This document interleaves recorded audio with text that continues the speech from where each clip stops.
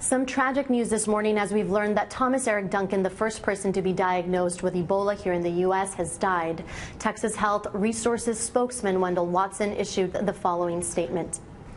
It is with profound sadness and heartfelt disappointment that we must inform you of the death of Thomas Eric Duncan this morning at 7:51 a.m.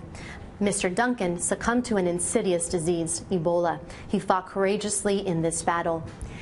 He fought other battles as well, it seems. According to some reports, the reason why he contracted the disease was because he was carrying a woman who was ill in his arms to her home after she had been denied treatment at multiple hospitals.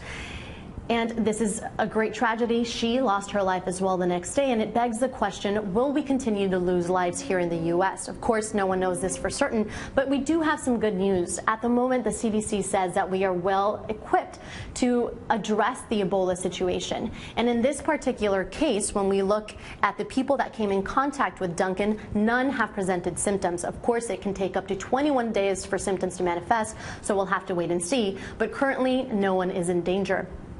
Now, this also brings up questions about prevention and whether our healthcare system acted appropriately. Unfortunately, when Duncan went to the hospital for the first time, he was turned away, despite telling medical practitioners that he had been in West Africa. This raises issues about our healthcare system's competence and also challenges our perceptions of immunity here in the U.S. We tend to think that our healthcare system is incredible and that, these types of diseases affect them over there. There's no way that could happen to us here. The prognosis here, we seem to think, is much better. We have an illusion of invulnerability. We're incredibly confident as Americans. This is a stark reminder that we are not immune.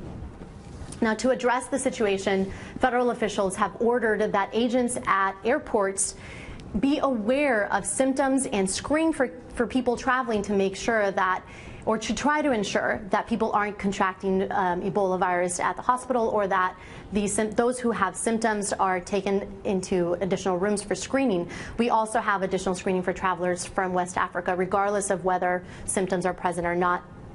The question is, what will happen now?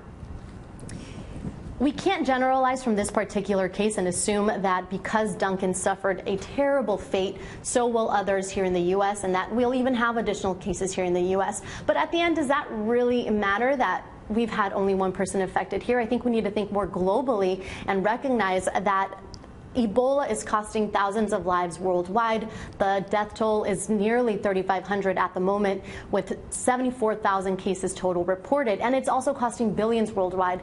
The CDC predicts that it will cost more than $30 billion if not addressed quickly.